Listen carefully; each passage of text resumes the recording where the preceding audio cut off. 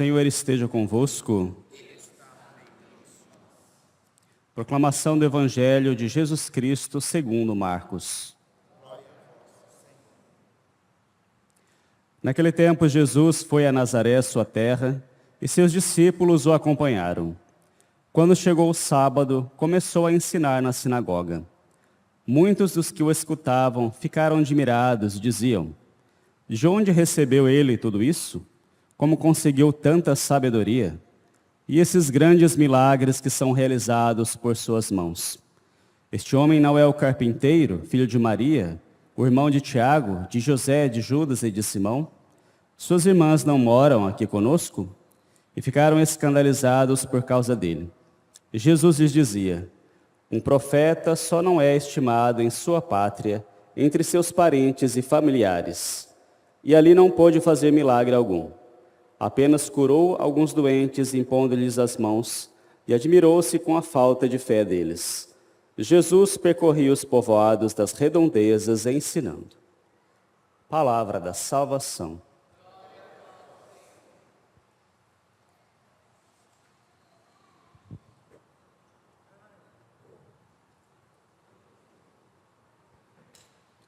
Queridos irmãos e irmãs, hoje a igreja celebra a memória de Santa Águeda, conhecida também como Santa Ágata, virgem e mártir, uma dessas grandes mártires do início do cristianismo. É interessante, nós ouvimos a admoestação da primeira leitura do dia de hoje, da Carta aos Hebreus. O autor da Carta aos Hebreus faz uma grande exortação àquele povo e também a nós. Vós ainda não resististes até ao sangue na vossa luta contra o pecado. Veja, aquele que derramou o seu sangue para destruir o pecado foi nosso Senhor Jesus Cristo. Jesus, no Horto das Oliveiras, ele enfrenta uma luta, uma agonia tão grande contra o pecado que chega a suar sangue. Mas nosso Senhor vence o pecado. E depois na cruz ele vai derramar todo o seu sangue. Jesus é aquele que resiste até o sangue na luta contra o pecado. E todos os cristãos são chamados a viver o mesmo. Os mártires são aqueles que viveram isso em profundidade. Santa Águeda foi uma dessas. Quem foi essa tão grande santa, essa valorosa testemunha de Cristo? Santa Águeda foi uma jovem muito bela do terceiro século do cristianismo, nascida na Itália, na cidade da Catânia, na Sicília, no sul da Itália. E desde jovem, era uma menina muito formosa, desde jovem ela quis consagrar-se ao nosso Senhor, de família cristã muito tradicional e muito devota. Mas a sua beleza atraiu os olhares de muitos homens, especialmente do governador da época, Quinciano, que quis desposá-la. Mas como Santa Águeda já havia feito o seu propósito, então ela recusou. E naquela época os homens eram muito violentos. Quinciano então vai e tortura Santa Águeda por conta daquilo, por conta daquela recusa. E uma tortura muito cruel. Diz a tradição que ele chegou a mandar cortar os seios de Santa Águeda. Mas a tradição diz também que milagrosamente, por uma aparição de São Pedro, ela teve restituído aquele seu órgão. Mas mesmo assim, Quinciano, na sua crueldade e no seu desejo de possuir e não possuindo, querendo destruir aquela donzela, vai e condena ao suplício e ela é martirizada então numa fogueira. Essa jovem derramou seu sangue e preservou a sua fé em Deus em primeiro lugar. O que faz com que os mártires derramem o seu sangue na luta contra o pecado? Ou seja, ela recusou-se ali a fazer uma oferenda que não seja a Deus e recusou-se a entregar-se àquele homem, uma vez que ela havia feito um voto de castidade. A sua fé a manteve firme até o fim. A fé, ela faz com que nós enxerguemos toda a nossa vida de maneira diferente. E a fé que dá essa fortaleza para que nós possamos fazer coisas sobre-humanas. Porque é verdade, a natureza humana, na sua fraqueza, é incapaz de dar um passo tão doloroso, um passo tão vigoroso na fé como esse, e ser capaz de derramar o sangue. Mas aqueles que vivem da fé, realmente são capazes. Mas esse martírio de sangue, esse derramamento, entregar a própria vida, se submeter aos suplícios, é uma graça. É uma graça que deve ser recebida para aqueles que são concedidas. E Santa Águeda, essa menina, essa jovem, recebeu. Mas, sobretudo, preservou também a sua pureza. E aqui é interessante nós fazermos uma importante observação. O cristianismo, dentre todas as religiões que já existiram e das que existem, é a única que valoriza realmente o corpo humano. São Paulo vai dizer que o nosso corpo é templo do Espírito Santo. Por isso que nós devemos valorizar tanto a virtude da castidade. Essa menina, não só ela, não só Santa Águeda, mas também essas grandes mártires famosas, Santa Inês, que nós celebrávamos há pouco tempo, mais recentemente, Santa Rita, Santa Maria Gorete, foram meninas que viveram profundamente esse mistério da castidade e são exemplos para nós, porque hoje nós vivemos uma grande investida contra essa virtude da pureza. Mas a impureza desagrada o coração de Deus.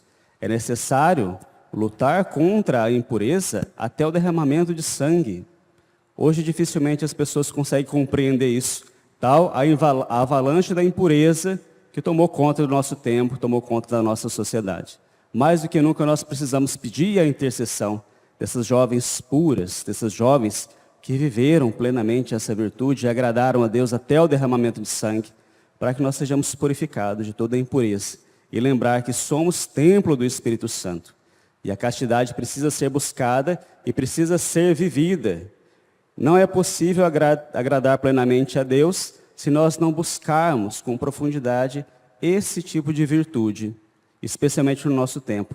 Não nos enganemos pensando que nós podemos viver uma espécie de vida dupla, que nós podemos ter fé, que nós podemos realizar as nossas atividades de piedade e não buscar profundamente viver essa pureza de corpo e alma, porque senão nós nos assemelharemos às religiões pagãs.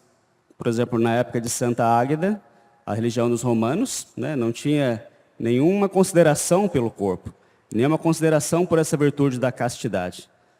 Justamente por isso aquele homem, o governador Quiciano, agiu com tanta violência para com ela, porque aquilo era inadmissível, aquilo não entrava na concepção daquele homem. Mas o cristianismo trouxe essa grande novidade. Hoje nós precisamos recobrar isso, especialmente entre os jovens. Vamos nos recordar que o nosso corpo é templo do Espírito Santo. E a castidade deve ser vivida por todos, pelos jovens, pelos adultos, também pelos casados. Não é porque uma pessoa é casada que ela não é chamada a viver a castidade. Ela tem que viver a castidade dentro do seu estado. Ou seja, viver as suas relações matrimoniais de maneira que agrade a Deus, da maneira como Deus pensou, de maneira ordenada. É necessário ordenar a nossa vida. E hoje esse é um grande desafio, todos nós sabemos que esse é um desafio muito grande, porque somos assolados de todos os lados, com propagandas, com convites, com insinuações, com algo que já está dentro da nossa mentalidade, e nós precisamos lutar contra isso. Pedir a Deus que nos dê essa graça, e realmente sermos capazes de lutar até o sangue. O mundo virtual tem trazido para nós uma dificuldade muito grande, porque a impureza adentrou os nossos lares sorrateiramente. E de maneira sorrateira, nós somos cada vez mais contaminados com essa impureza. E somos mais impelidos a ferir essa virtude da castidade, que é tão cara a Deus.